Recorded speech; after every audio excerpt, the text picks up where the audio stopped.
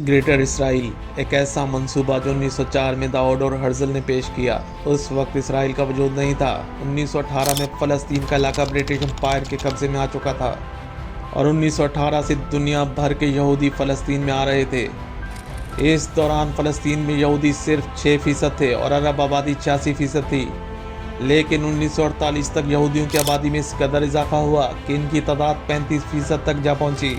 अरब मुसलमानों के बाद यहूदी दूसरी बड़ी कौम बन चुके थे। इस दौरान अरब और यहूदियों में झड़पें होती रहती थीं, जो एक तनाज़े की शक्ल इख्तियार कर चुका था।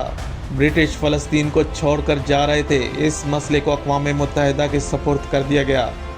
अक़वाम मुत्तहिदा ने इस तनाज़े के हल के लिए अरब और यहूदियों के हामी मुल्कों को दावत दी कि वो इस मसले का हल के लिए कोई रोड मैप बनाएं। लेकिन अरब की तरफ से मुकम्मल बाइकआउट किया गया और दूसरी तरफ यूरोप के कई मुल्क जो यहूदियों के हामी समझे जाते थे, फ़लस्तीन को तकसीम करने के लिए इसराइल को कायम करने का मंसूबा बना चुके थे। और यूं 14 मई 1948 को इसराइल वजूद में आया। अपने क़याम के बाद ही फ़लस्तीन के अरब और इसराइल के दरमियान कशीदगी शुरू हो चुकी थी। अरब समझते थे कि इसराइल की रियासत को कायम करना गैर मुनसिफाना है और यूं ये मसला कई लड़ाइयों का बायस बना, जो आज तक जारी है। इसराइल हमेशा अपनी जोग्राफी हद से बढ़ता चला गया। यही वजह है कि इसराइल ने कभी भी अपनी सरहद को डिफाइन नहीं किया और ना ही हद को मुतय्यन किया, बल्कि अपने इस मंसूबे पर अमल किया जिसे ग्रेटर इसराइल कहते हैं, जो इसराइल के मुताबिक फ़लस्तीन, लबनान, सीरिया, जॉर्डन, मिस्र और सऊदी अरब तक ग्रेटर इसराइल का हिस्सा है। यही वजह है कि इसराइल ने अपना एक मैप बनाया हुआ है जो इन तमाम इलाकों को इसराइल का हिस्सा दिखाता है। बात यहाँ तक ही महदूद नहीं, बल्कि इनके आर्मी की यूनिफॉर्म में ये मैप मौजूद है। इसराइल अपने टेरिटोरियल एम्बिशंस के लिए इस कदर सीरियस दिखाई देता है, ये बात आप बखूबी जान चुके होंगे। ग्रेटर इसराइल के मंसूबे पर दिन रात काम हो रहा है। एक के बाद एक फ़लस्तीनी रियासत पर कब्जा हो रहा है। हाल ही में ईरान के साथ कशीदगी भी ग्रेटर इसराइल मंसूबे का हिस्सा है। गज़ा के बाद लबनान पर अटैक हो रहा है। वहाँ की आबादी को निशाना बनाया जा रहा है ताकि लबनान पर कब्जा हो सके। लेकिन ईरान के मसले पर अमेरिका और इसराइल से मिसकैलकुलेशन हुई। ईरान ने इसराइल और अमेरिका को भरपूर जवाब दिया। बज़ाहिर ये नज़र आ रहा है कि ईरान के हाथों अमेरिका और इसराइल को भारी नुकसान हो रहा है।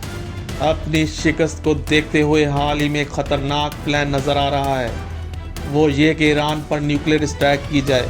वर्ल्ड हेल्थ ऑर्गेनाइजेशन ने खबरदार किया है कि अमेरिका ईरान पर न्यूक्लियर अटैक कर सकता है, जिसके आसार दिखाई देते हैं।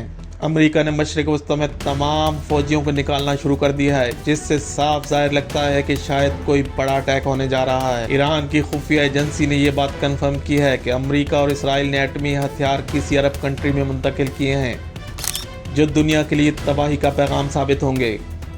ग्रेटर इसराइल बनेगा या नहीं, लेकिन ये बात तो तय है कि अगर अमेरिका और इसराइल ने कोई भी एटमी स्ट्राइक की तो आधी दुनिया का खात्मा हो जाएगा, जिसके असर मशरिक़ वस्ती में नहीं बल्कि पाकिस्तान तक दिखाई देंगे। शायद ये वर्ल्ड वॉर 3 का ट्रिगर पॉइंट बन सकता है। आने वाले दिन दुनिया के लिए बहुत ही भयानक हो सकते हैं, जिसकी जद में खुद इसराइल भी आएगा। जिस तरह ईरान अमेरिका की तंसीबात पर हमला कर रहा है, अमेरिका के लिए बर्दाश्त करना मुमकिन नहीं। ईरान ने स्टेट ऑफ हॉर्मज़ को बंद करके दुनिया को वाज़ेह पैगाम दिया है कि ईरान अपने दिफा और सलामती के लिए पीछे नहीं हटेगा। ईरान ने जो तबाही इसराइल में की है, इसकी मिसाल नहीं मिलती। इसराइल के क़याम से अब तक शायद इसराइल ने कभी ऐसी सूरत हाल देखी हो। इसराइल का हर बड़ा शहर ईरानी मिसाइल के निशाने पर है। ग्रेटर इसराइल तो दूर की बात, अभी तो इसराइल को अपने वजूद के लाले पड़ चुके हैं। यही वजह है कि अमेरिका और इसराइल कभी भी न्यूक्लियर अटैक कर सकते हैं। ये जंग अब ज़्यादा तवील नहीं हो सकती, क्योंकि इसका नुकसान अमेरिका और इसराइल को उठाना पड़ रहा है। बल्कि ये जंग मशरिक़ वस्ती की बका की जंग होगी और इसराइल के लिए भी आखिरी जंग साबित होगी। आने वाले दिनों में गुमसान का रंग पड़ने वाला है। अमेरिका और इसराइल जंग हारने के लिए तैयार नहीं। ईरान अपनी सलामती की आखिरी जंग लड़ रहा है। बज़ाहिर ग्रेटर इसराइल का ख्वाब चिकना चूर हो चुका है। ग्रेटर इसराइल बनाते बनाते ग्रेटर न्यूक्लियर वॉर की तरफ आ चुका है, जो इसराइल की तबाही साबित होगी। अमेरिका ने ईरान को 48 घंटे का अल्टीमेटम दिया है कि वो स्टेट ऑफ हॉर्मज़ को खोल दे। इसके बाद बहुत बड़ी जंग होगी।